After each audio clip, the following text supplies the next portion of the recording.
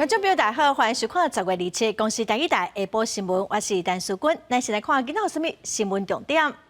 先开始来看咱国内今仔无新增加本土病例，嘛无死亡的案例，有8个境外病例。目前咱国内头一档疫苗注射率，明仔载都有机会超过7成，第二档嘛有可能会到3成。来听指挥中心第下晡上届新的说明。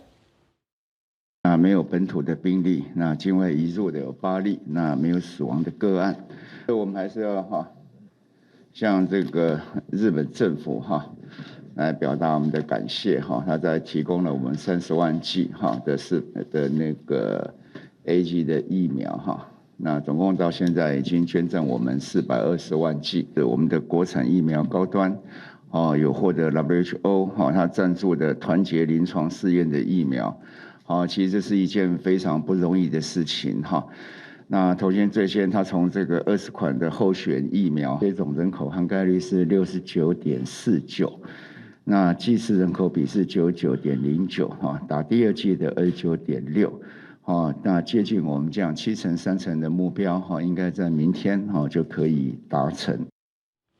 世界卫生组织 WHO 昨宣布讲，要伫3大洲3个国家做武汉肺炎疫苗第3期的临床试验，咱台湾的高端疫苗包括在内。若属第3期的试验成功，高端就有机会加做国际认证的疫苗。另外，日本嘛宣布讲，要捐30万吨的 AZ 疫苗予咱这嘛是日本捐予咱的第6批疫苗咯。伫早起9点外嘛已经送到桃园机场。如果有 AZ 疫苗到货。 日本第6遍捐予咱国的30万剂 AZ 疫苗，27早起9点外运到桃园机场，所来进行封装检验，接获个人数。因若国产的新冠疫苗有好消息，世界卫生组织 WHO 伫26宣布，甲哥伦比亚、马里甲菲律宾的卫生部共同启动团结试验疫苗计划，也就是跨国随机的临床试验比赛。其中台湾的高端疫苗甲美国的 Inovio 新冠疫苗比列伫核酸疫苗名单。 那是3期试验成功，有机会将这和国际认证的疫苗。这表示说，高端所进行的一些初期的动物实验、临床试验的那个资料呢，但世卫组织的专家委员会他觉得说，这疫苗是，可能会成功，而且安全性也蛮好的。另外，根据指挥中心统计，国内75岁以上时大人第1期疫苗的注射率有到7成，掩过以往有3成无愿意做。专家担心。 这寡有慢性病的士大人是新冠肺炎重症加死亡的高危险族群，建议中央加强宣导，或者是增加注射的地点，或士大人就近去做。如果是因为对疫苗的信心或者是疫苗的必要性有误解的话，应该加强对长者的一个疫苗的宣导，主动出击到长者住的地方去帮他们打疫苗。另外，第12期第2阶段 BNT 第1期 AZ 加莫德纳第2期疫苗的预约注射。 到27拜3中昼12点结束，上紧自28拜4开始做。记者综合报道。总统蔡文今仔伫民进党中执会进前发表谈话，除了针对单批为罢免案通过表达遗憾，嘛针对年底公投画出4个无同意的口号，望讲社会会当支持。这个星期6开始，我们要展开全面社会沟通。我赖副总统。 苏院长都会带头到各地宣讲，全力来阻止公投变成恶斗，让改革能够持续的推动，让国家继续前进。4个不同意，台湾更有利；4个不同意，台湾不会乱下去。 咱再来看美国国务卿布林肯昨发表声明，表示支持台湾参与联合国，嘛鼓励所有会员国小挺台湾。也毋过，中国国台办是批评讲台湾无权利参与联合国。另外，外交部长吴钊燮伫斯洛伐克演讲，伫接受媒体访问的时阵，嘛表示讲，若使台海发生冲突，会是全球的灾难。 年代2758号决议通过满50年，美国国务卿布林肯26透过长篇声明支持台湾参加联合国。伊表示讲，排除台湾有损联合国的相关组织工作。美国鼓励所有联合国的会员国支持台湾爱有意义来参加。布林肯更加经过推特来强调讲，台湾是美国重要的伙伴，嘛是民主的成功故事。台湾应该有意义来参加联合国的体系。特别是咱拄碰到全球挑战的时阵，总统蔡英文嘛伫推特来感谢，不过安尼嘛阁引起中国真不满。美方一段时间以来编出各种说法，严重违背联合国的有关决议，严重违背一个中国原则和中美3个联合公报，向台独势力发出严重错误的信号。中美最近伫个联台决议顶悬一直咧车盘。国台办嘛，搁再来重申讲，台湾是中国的一部分，无权利来参加联合国。毋那安尼，外交部长吴钊燮嘛，当伫个欧洲来访问，国台办嘛对这来批评，搁叫有关的国家都爱遵守一个中国的原则。The fatal pandemic was a real test to countries' public health system. 吴钊燮26日伫斯洛伐克智库全球安全论坛顶悬咧讲，呼吁全球合作。对抗权威了后，会要求发生社访问的时阵，嘛对台海议题来做出回应。The threat is there, and the threat is getting worse. But it will be very hard for me to predict that there's going to be a war in between Taiwan and China. It depends on the leadership on both sides to be rational. 吴钊燮表示讲。台湾和中国，假使若是爆发任何的冲突，这毋但对台湾、对中国，还有全世界来讲，拢是一场大灾难。中国反势利用提悬对台湾的紧张局势，来挡势中国国内对经济成长较弱，还有能源短缺的问题。吴钊燮刷落去会去积极继续来访问。记者综合报道。来看中共的军机动作是真多，早起又搁飞来咱台湾的空气，总有包括米尔17顶多功能直升机等3款的军机是头一届飞来咱国的西南空气。有军事专家就指出讲，最近中共军机的行动已经达到战场空中优势的训练目标了。中共有可能已经开始制定着作战的训练计划。台湾西南空域的面册表示，有一只中国军机伫27号透早9点左右来侵了咱的西南空域防空识别区。然后广播嘛证实，中国26号是再度派出7只军机来到这个所在，其中嘛包括着第一届出现的米尔17多功能的直升机，还有武迪10武装直升机。空军副司令退役的张延廷来分析，直升机伫海面上是真简单，就当起战机来拍落来。这嘛代表中国空军认为连续派出这战机来到咱台湾附近的海域，已经来达到因掌握战场空优的训练目标。没有掌握张海的制空权，他如果直升机出海，很容易变成肉靶，很容易变成目标，被我们的战斗机都摧毁。所以我想说，他直升机过来了，他已经笃定，他认为他可以拿到台海的制空权。另外，26号中国军机内底嘛有一只运8直通机嘛是第一届出现伫咱的西南空域，佮加上米尔17，啊，佮武迪10的直升机，有军事专家分析，中国可能在进行抢岛，也是登陆作战的相关训练。是不是有比如说夺取某些我们的外岛这样一个作战来讲是有可能性存在？因为毕竟它是运输直升机跟攻击直升机，那另外讲它搭配的像它有掩护的战机跟它的空中的指挥管制机都有。当然也算是一个跨军种的一个训练，所以这个都会是它一个目的。进前8月26号，中国派出一只配备伫军舰面顶的特高反战直升机进入咱的西南空域，这嘛代表直升机虽然航程无长，不过会当透过大型的军舰伫咧台海中线来补给油料，嘛是会当来跨过台海进行战术。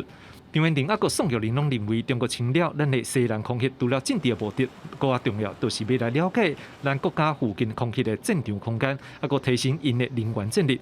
咱的军方嘛能透过对方演训的模式，来了解到对方的战力，啊，佮可能的威胁，来思考因应的对策。记者张志雄、陈立峰台北报道。再来看交通部长王国材伫接受媒体访问的时阵，讲出高铁宽岛毋是梦，引起真侪讨论哦。王国材早起伫立法院是强调讲，高铁是有保留未来设站的可能。若是讲要会当宽岛哦，这嘛必须是爱经过真侪评估。高铁延伸到宜兰所在也未决定，交通部长王国材佫讲，高铁宽岛毋是梦，引起大家讨论，甚至互人质疑伊目界伤过悬。王国材解释讲，这是未来式，毋是现在式。目前对高铁的规划就是向东延伸到宜兰。向南延伸到六地厝，不过这两个所在也有可能向下延伸。日本新干线如果当时它的端末站在本州没有留下延伸的空间，今天也不会看到九州跟北海道的新干线哈。所以我觉得宜兰跟屏东，它这个端末站一定要留下未来可以延伸的一个空间，也就是它的轨道的设计哈，不应该在某个地方被阻挡，啊，留下未来逐渐环岛的可能性。其实行政院长苏贞昌日当伫咧立法院就讲，已经特别拜托交通部，讲高铁唔是延伸到屏东的落地处就结束，是一定要延伸到潮州。交通部正是讲，会启动高铁再延伸到潮州的可行性评估。认为即日高铁伫咧台北市服务700万路次，照法度负担2个高铁站。屏东若是要设2个高铁站，恐惊人口甲运量拢无够。初估经费要多少钱？现在因为刚启动啊，还没有估出来，也都还没有估经费。对，但是左营到6块处要600亿嘛，600亿对。那6块处到潮州距离有没有比左营长？差不多，所以有可能要再另外600亿，光工程经费。对，但是要经过详细的评估。明年就是选举年了。不要让民众认为交通建设、国家重大建设预算是可以变成是竞选支票，一定要随便开、随便用，可以吗？交通建设一定要有长期的目标。另外，对贵人这份的路线争议，交通部讲已经由处长吴湘林拜会北北基副市长，取得了最后的路线共识。这马就要请铁道局绘出上新的路线了，再由由部长王国材提上新的方案，个别拜会北北基3位市长。伫确定了就会对外公布。记者综合报道。再来看台大校长关仲敏顶礼拜六伫校务会议中宣布讲，伊无打算要阁连任校长咯。关仲敏今仔日立法院的教育文化委员会表示讲，当初伊无想讲只要做一任哦，也毋过当初的争议造成伊万一当才上任，若说伊阁做第2任，就会超过70岁咯。也毋过伊嘛强调讲，教部长潘文忠哦是无难约。记者伫咧立法院等待台大校长关仲敏到教育文化委员会，因为23关仲敏伫台大校务会议顶头宣布不要选第2任的校长。世代交替就是这个原因。我们做好我们自己在任内做的，有政治心思的人才会有政治解读，我没有政治解读。关仲敏表示，这是世代轮替，而且讲出嘴就袂做改变。不过，国民党立委万美玲也甲问讲，敢是上任就决定要做1任尔？关仲敏也随讲出关键。当时你就决定只做1任吗？那当然没有啊。那什么原因让你去做更改？跑掉1年啊。啊？中间少了1年啊，到时候我年龄就超过70了，本来不会啊。这期间减少1年，关仲敏是指校长的人选风波。若针对2018年就任做满第2任，到当时也未满70岁。教育部长潘文忠针对着教委会所提起的往事，当初却为着这件代志落台。潘文忠也强调讲，会落台是因为教育正常运作已经受到影响。作为教育部长，不能够稳定整个教育的发展，而且让整个失焦掉了所以我这部分我负起政治责任。打起政治责任落台，回任了后，潘文忠认为爱予校长人选完整公开。不过，伊也尊重关仲敏的意愿甲规划，台大校长人选全部会照程序去进行。记者综合报道。来看屏东基督教病院的工会理事长陈志军医师去年向向予病院改聘，劳动部是认定讲病院违反工会法，打压工会。也毋过，屏东基督教病院是表示讲，针对劳动部的判决，因会来提出行政救济。今仔医师嘛来台北开记者会，呼吁病院毋通打压医师的劳权。一早起自南部赶来台北，甲台北市医师职业工会最近开记者会，伊是屏东基督教病院工会理事长詹志军，伊讲伊常常向病院争取医护的劳动权益。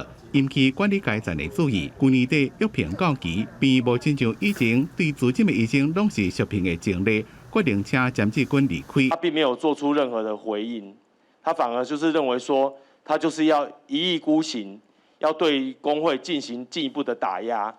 所以我们在这边还是要呼吁平基的院方尽快跟工会展开磋商。劳动部不当裁决委员会作出判决，判定劳基违反工会法第35条，打压工会不当劳动行为成立。严过工会指控讲，平基经过这么久啊，到即马都无做出任何的修正，或者是进一步的优先处理。采取建议书里面的内容很清楚，就是要求医院要重新再做一次。那如果有做出来的结果，詹医师或者是工会啊，如果觉得仍然有违反法律的情况的话，那他可以再向劳动部提出参与案件的申请。或是刚刚您讲的那样的那个内容的话，其实我们9月11号已经有做过声明。经济中心无法度接受劳动部的裁决，将会提出行政救济。不过劳动部方面到即马也无收到任何的相关资料，因为目前国内医生无受到劳动基准法的保障，有一寡变成短期契约来请医生，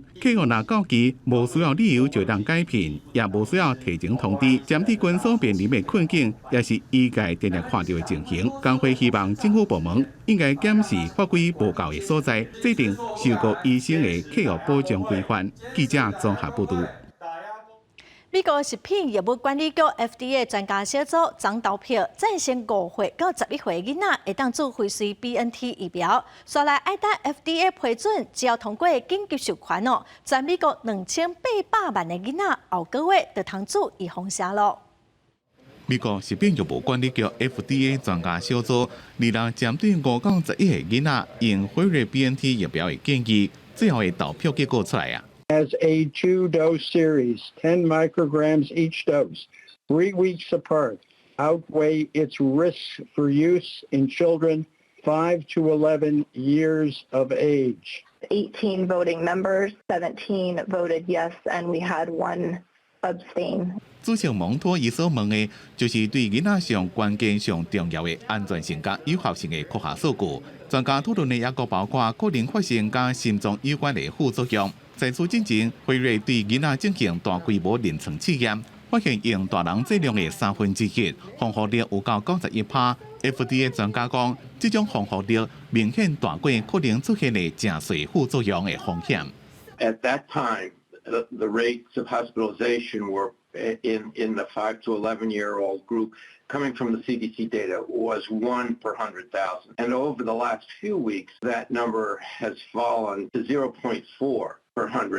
研究有专家讲，无确定是毋是每一个5到11岁囡仔拢爱做2剂，因为无定有人早就感染过，若个做就是假做的。专家投票赞成使用了 ，FDA 会伫咧续落来几天决定是毋是紧急授权。自疫情以来，美国5到11岁囡仔有要甲100个人感染死亡，超过8300个囡仔住院，其中1/3需要动静监护。公司新闻吴文玲报道。美国司法部欧洲刑警组织昨表示讲，已经抓到史上规模上大卖毒案件，抓到150个毒贩，嘛查到美金3100万，阁有枪支，阁有真侪毒品。这是一件伫暗网市集破的重大犯罪。总部伫荷兰海牙欧洲刑警组织表示讲，犯罪分子的卡车出现伫澳洲、保加利亚、法国、德国、意大利、荷兰、瑞士、英国，还有美国。伫德国警察指挥去查到3100万的美金，还有一寡比特币、45支枪，包含25000粒的摇头丸，在内拢总有234公斤的毒品。意大利警方还有关2大暗网市集，伫架顶有超过10万项非法。These people were either buying or selling illicit goods on the dark web. I mean hard drugs, I mean firearms, I mean malware. The dark web is not as dark as they would like, and we can indeed expect further arrests to come.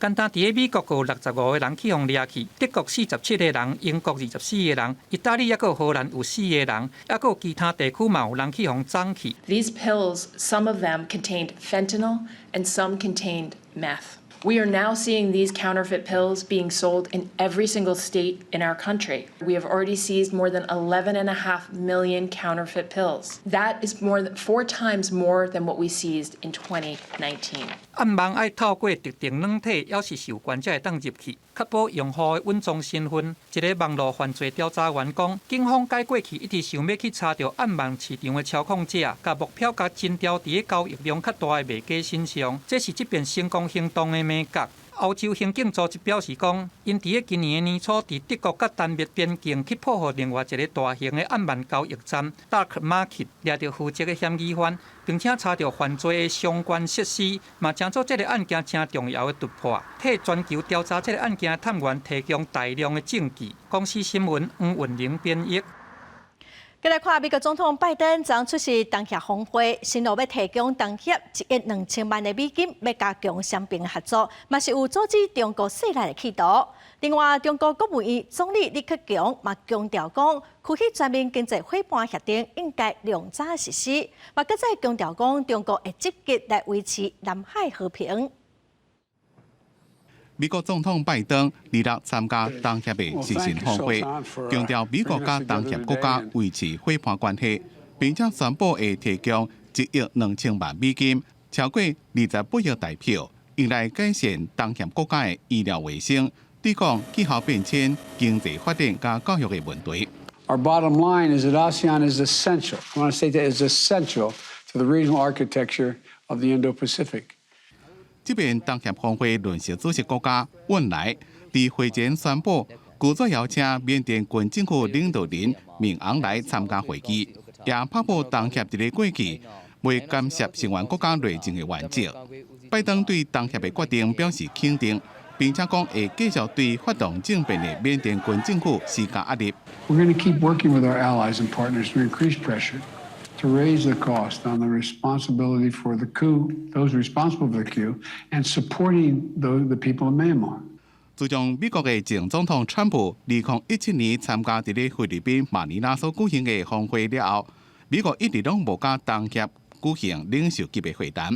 伫咧过去这几年，美中关系也一直恶化。拜登这边亲自参加东协10国的会谈。会当看出美国政府未积极参与亚太区域事务，透过集体行动来反制中国的意图。因那美国国家安全顾问苏利文日前证实，拜登伫咧今年年底进前，会甲中国国家主席习近平透过视讯举行面对面的会谈。因那中国国务院总理李克强是伫咧视讯峰会上，针对后一阶段中国东协合作提出6点建议，其中包括深化经济融合，并且推动区域全面经济伙伴协定 （RCEP） 量早会当生效。同时也强调，南海和平符合中国甲东协国家共同的利益，希望会当量早完成南海行为准则磋商，维持南海和平。公司新闻金冠庆编辑。来看半年前代替德鲁古号事故，造成49人死亡，200多人受伤。嫌犯李义雄甲越南移工羁押已经超过6个月了。华人地方法院认定讲已经无羁押的必要，裁定交保。也毋过检方随着提出控告。造成代替苏控八处泰鲁阁严重事故的李义雄、华文好伫花莲看守所羁押已经超过6个月。花莲地方法院合议庭法官2裁定，专案关系人拢已经校定互相即门还，所以无羁押必要，裁定交保。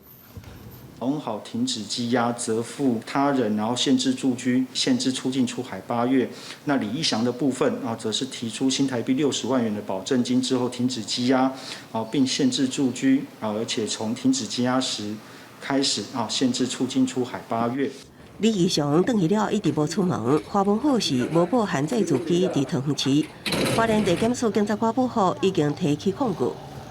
法院命被告李义祥以60万元拒保金替代羁押，以及命被告黄文好限制出居，均不足以担保将来司法程序的进行，而且与犯罪情节规模还有所造成的损害显不相当，不符合比例原则。李义雄、花文好4月开始羁押，7月9日拢总2摆延押，一直协助受害家属王美君表示，会当理解法官执法的无奈，也毋过大家拢看袂到代替也是政府伫这件公安异化上有啥物改变。其实家属就是希望说未来不要再发生这样的事情嘛。18条人命普悠嘛，前2天才过了3周年嘛，你18条之后的2年半，你改善了什么？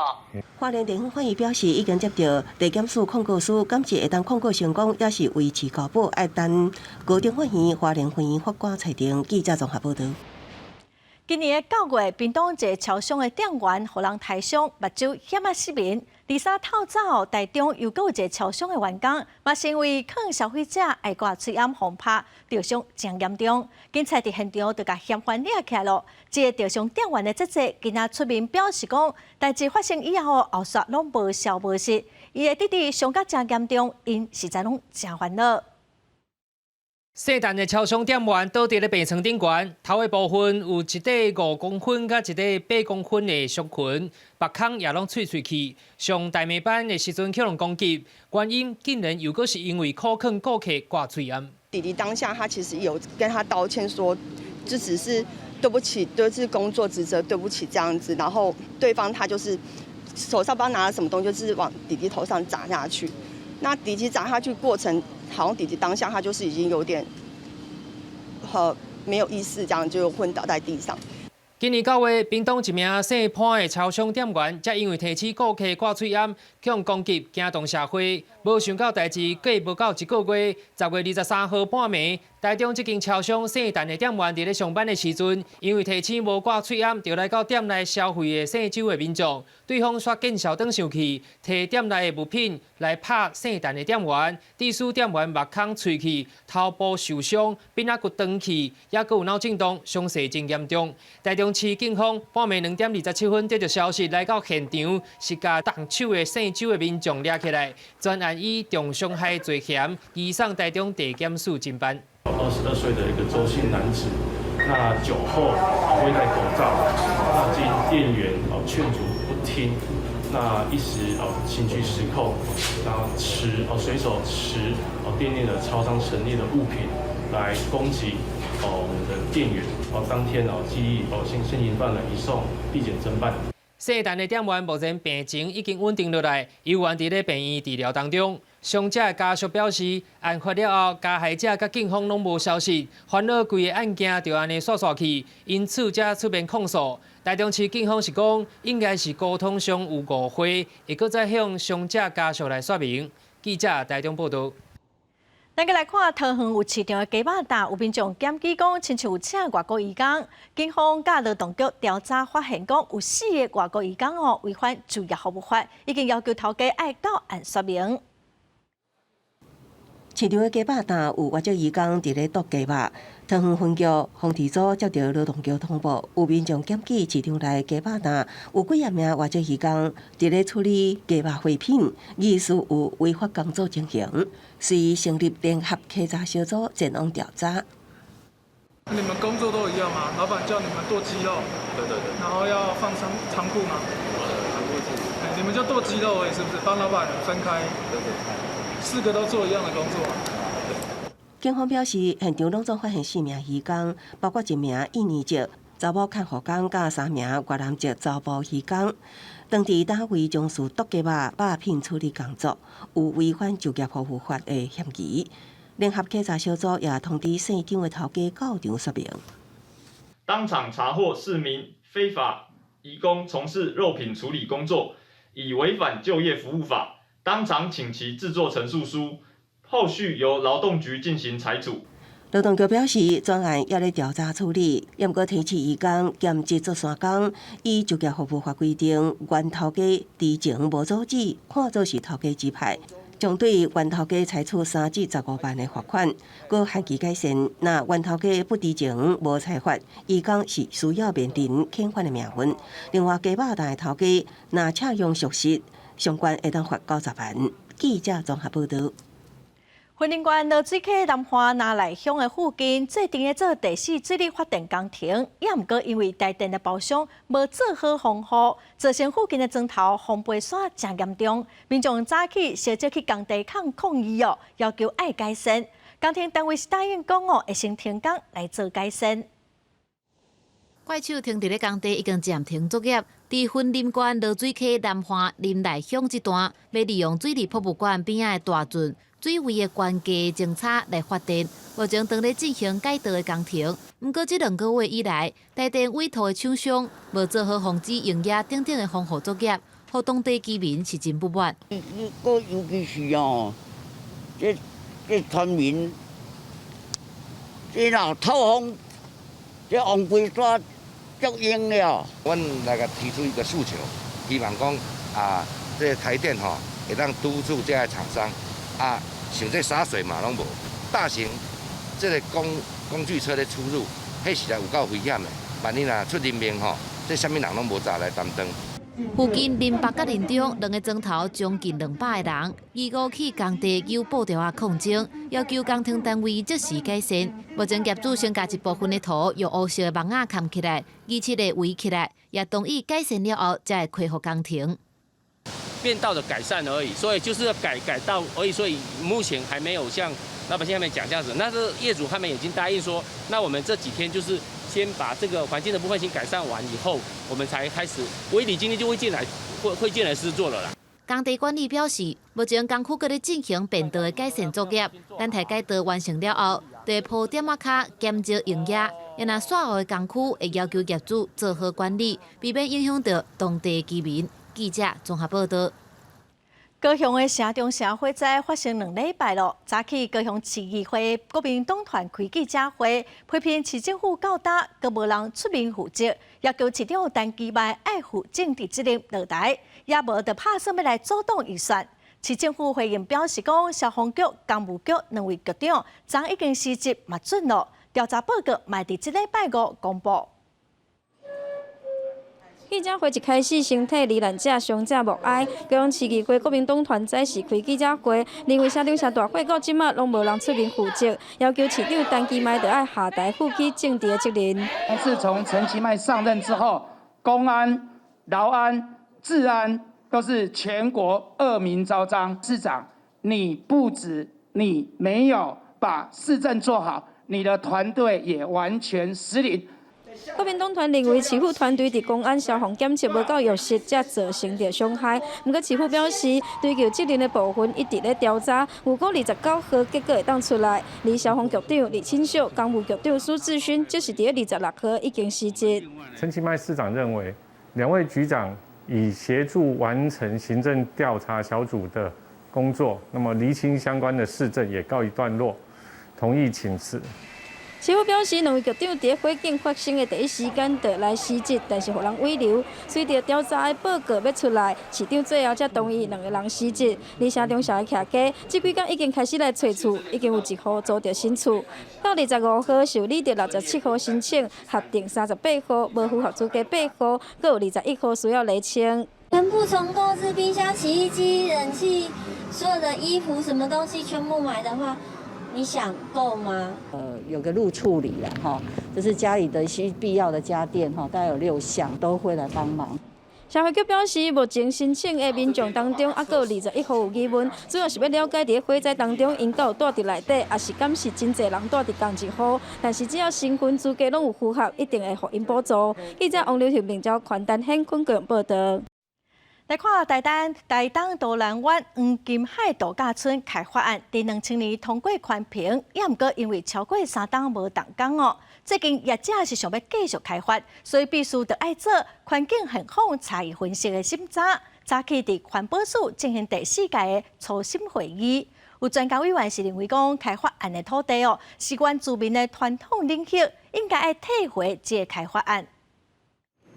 黄金海休闲度假村建立咧台东卑南加罗兰段的山坡地，要起500间房间。2000年通过环评了后无动工，即卖想要开始起，就要先通过环境现况差异分析的审查，再去环保署进行初审的第4遍会议。业者答应讲，有水会全部回收，饭店分做2期来开发，第1期先起250间，卖闪开已经有4000年历史的富山遗址。立即取消了我们原本富山第2遗址这个上面原本要盖国际会议中心的这样的这个规划，所以马上已经把它这个开发的内容已经做了调整跟删除。开发单位强调讲，这个区域是私人的土地，无需要做原计划的资商同意证书。但是包括启动都兰加罗兰部落，拢强调这是传统的领域，无同意开发。所以我们坚决反对这个黄金海开发。我们真的有这么大量的观光需求吗？我们真的就是负荷得来吗？这个海岸真的负荷得来吗？有考古专业的专家小组专家委员郭素秋指出，伫开发范围内有数种的人类伫当地生活的珍贵富山第1甲第2遗址，认为讲这是不适合开发。那这个案子，我自己的立场是觉得就是退回此案。地球公民基金会嘛提供相片指出，伫咧伊季风台吞大了后，开发的预定地四界拢有崩塌的所在，甲当地族人讲会出现走山的经验是共款的，所以经伫即个所在是无适合的，因为问题伤过济，最后专家小组决议保证在心。记者综合报道。台南市的警方最近抓到一个偷电的诈欺集团相反讲会当帮业者来偷电，一届是收费2万块到4万块，台电嘛已经损失超过1000万了。就这里再装一个电阻就对了，所以一般盖起来是看不到。对，一般盖起来都看不到。加装电阻也是改造电表的语啊，犯罪集团就是透过这款手法，以每摆2万至4万的代价，协助南台湾大约40个客户共犯，改装电表偷用电，辛苦的嫌犯嘛赚到上百万。初估至少有40名共犯付费改装，使台电损失高达1000万以上。本分局将许贤等4名依窃盗、诈欺、以组织犯罪等案移送桥头地检署侦办。辛苦的嫌犯知影饮食业也有餐饮业用电较凶，自20多年前就开始家己研究改造电表的技术，一直到最近才互台南市警第5分局联合台电的台南区营业处查到。台电表示，违法改造电表，若造成电流无稳定，较易引起火烧，数千万的损失嘛，得由全民来负担。其实我们有很多的大数据可以去分析，用户的这些用电的状况。去年来讲，我们就追偿回来的电费大概是4100万。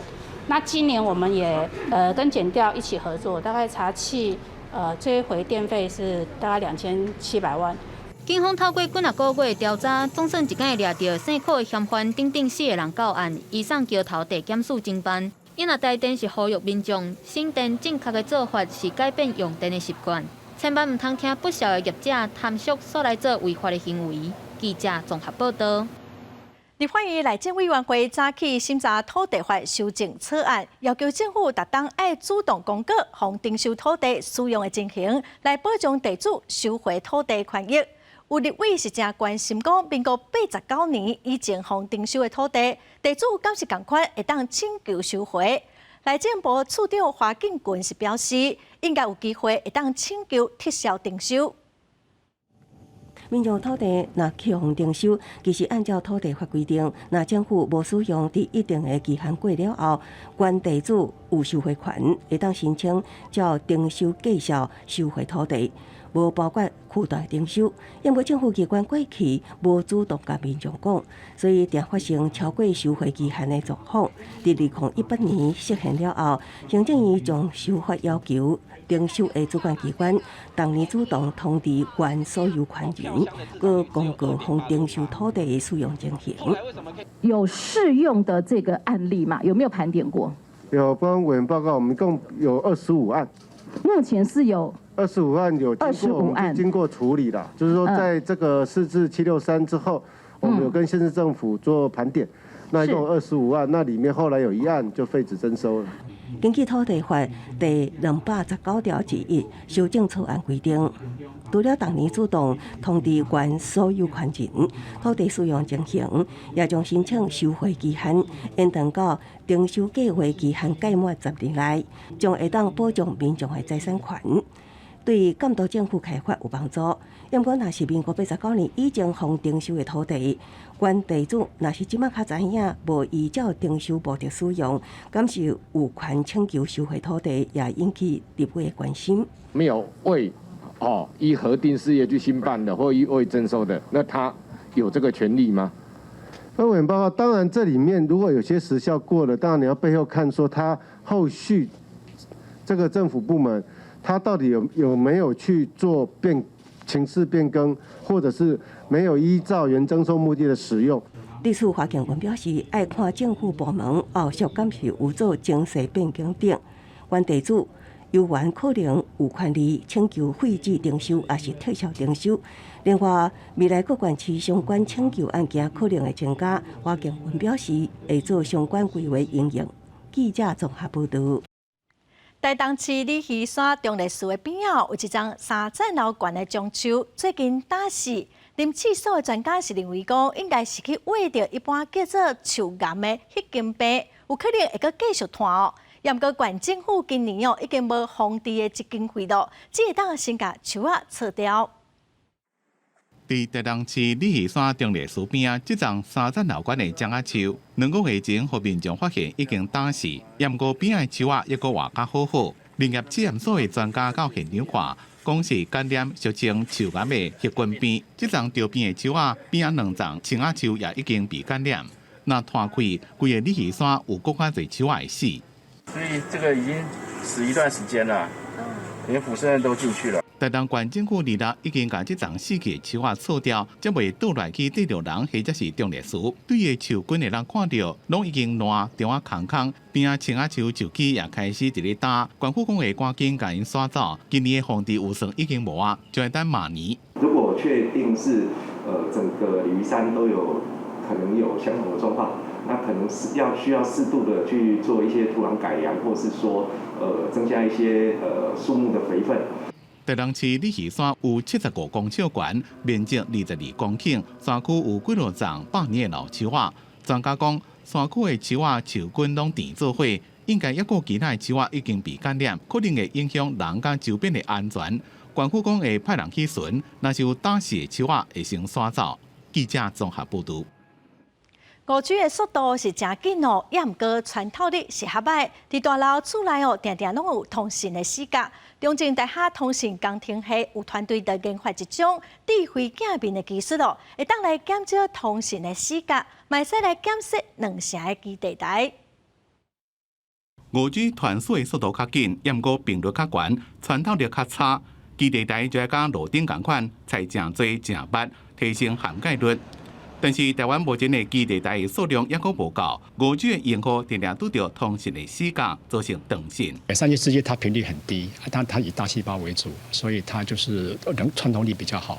那因为5G、将来6G 的话，频率比较高，所以它被阻挡的机会比较高。就像我们从客厅找到我们的会议室的话呢，那个地方就会遮挡，就收不到讯号。但是可见5G 的基地台正开电，或者是引起大户对电磁波的反弹抗争，所以中正大学通讯工程系张胜富教授团队就研发出智慧镜面。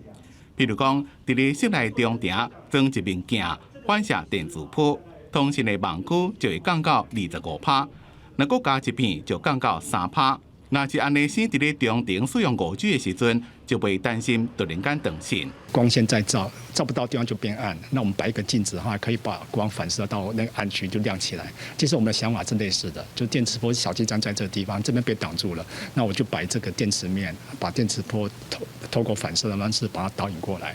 张胜富讲，台湾伫咧年底会完成10万座5G 的基地台，伫未来目标是要建100万座。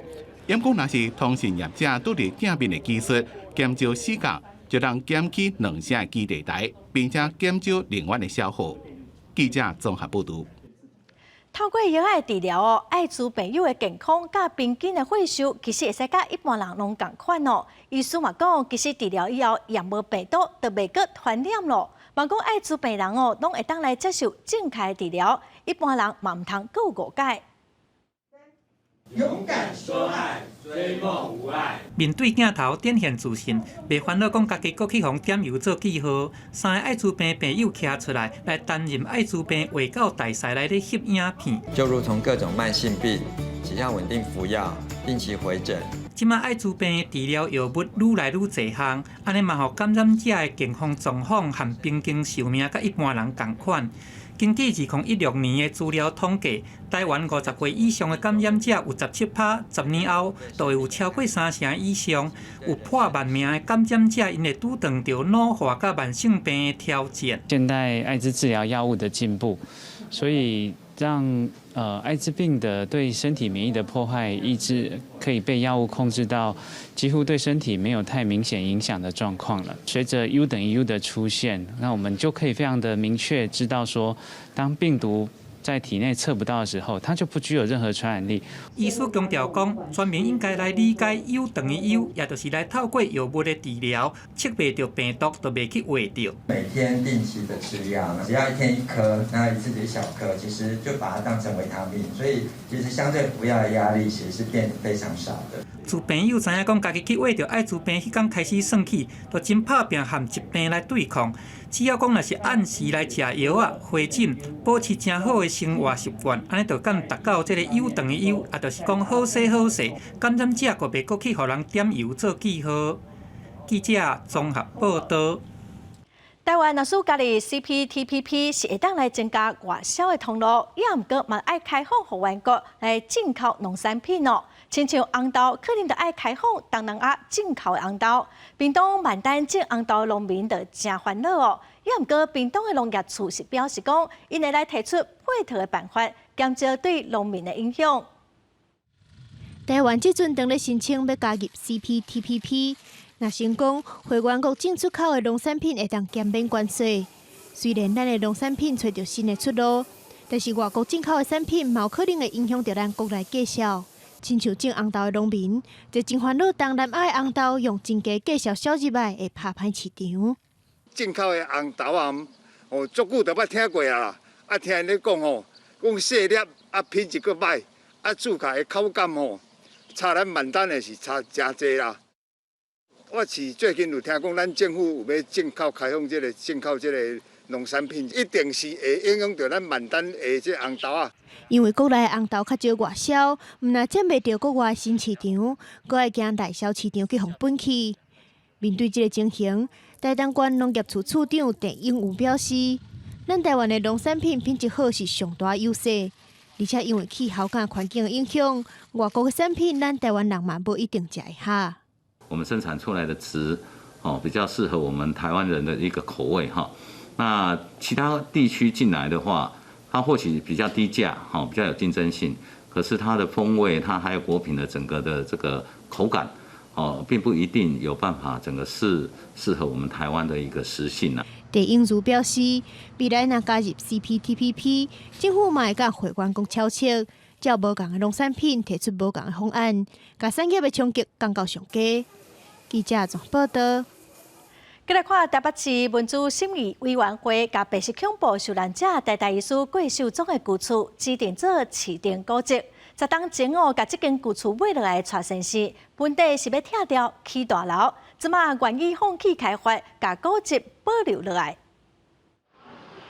朴实的建筑，红砖啊擦做白色的，有淡薄巴洛克风格的设计。伫繁华树林夜市啊内底，这栋大东路54号的建筑，25经过台北市民主审议委员会指定做市定古迹。保留了非常多那个什么日治时期的马赛克，还有是磨石子地坪，窗户的造型也是非常的多元，管在建筑的价值或是在艺术的价值都是非常的高。这个所在当时也是白色恐怖事件受难者台大医师郭秀忠的旧厝。郭秀忠毋但是台大外科医师，读医学院的时阵，捌成立反日组织，互人逮捕。日本战败了后，互释放。第二战结束的时阵，因为疫情流行，担任台北市卫生局防疫科长，佮组成防疫工作队。日拜事件爆发了后，因为理想加入共产党反抗国民党政府，因为公民部事件互掠去，1950年互枪杀，才33岁。郭秀从的身上也可以看得到，第一个就是上医医国的那样的精神，第二个呢叫做社会医学，你就必须要去面对或处理那个时候的社会结构跟政治结构的问题。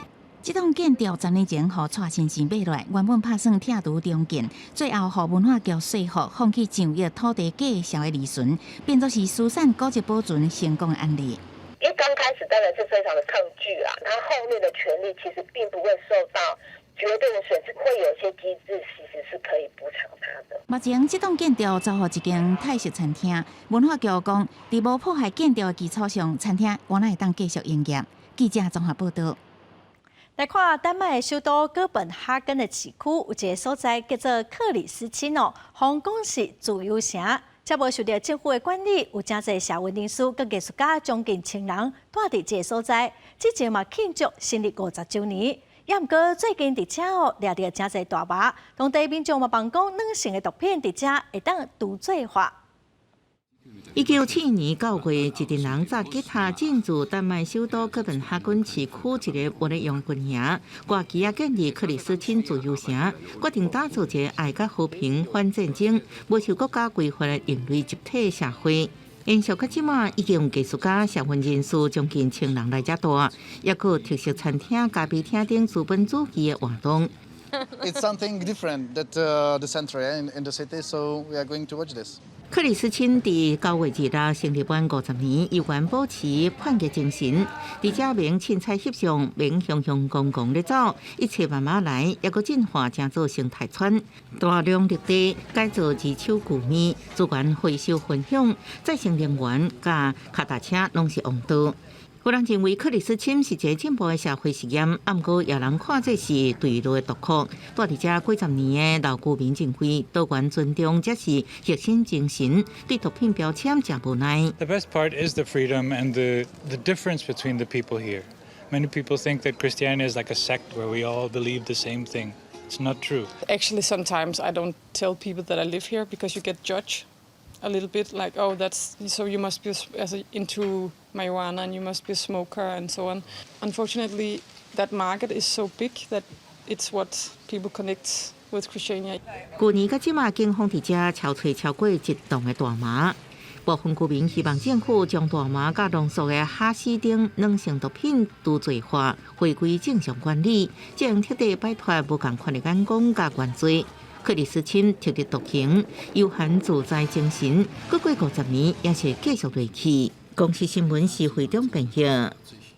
这2天受到东北风影响哦，台湾北部、东北部早暗天气拢会较凉冷，加上北海岸东半部地区哦会落暂波雨，大台北的区哦机会会落雨，其他的所在澎湖、金门、马祖拢是侪份好天的天气。过到了南部地区、中部的山区，嘛有机会会落雨。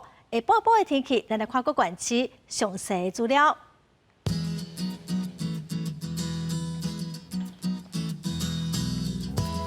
北部地区上低22度，上悬26度；中部地区上低24度，上悬29度；南部地区上低26度，上悬32度；南部地区上低22度，上悬27度。外岛地区上低21度，上悬27度。